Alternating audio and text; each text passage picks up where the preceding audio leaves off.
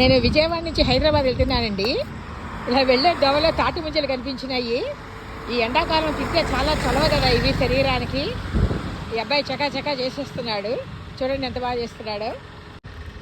Dozen 50 రూపాయలకి ఇచ్చాడు.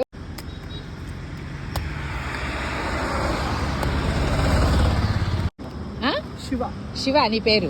Okay. ఎక్కడ ఉంటావేంటి అసలు? లోకలే. ఈ రోజుకి ఎలా బేరం బాగుంటుందా మీకు? ఎంతమంది వస్తారు సుమారుగా నీకు? మొత్తానికి బాగుంటుంది మీ బిజినెస్.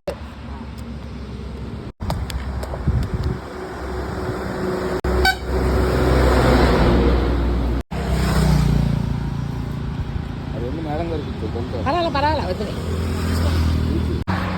శివ చాలా బాగా చేసావు, ఎక్కడ వాటర్ ది పోకుండా. Thank you so much. Okay.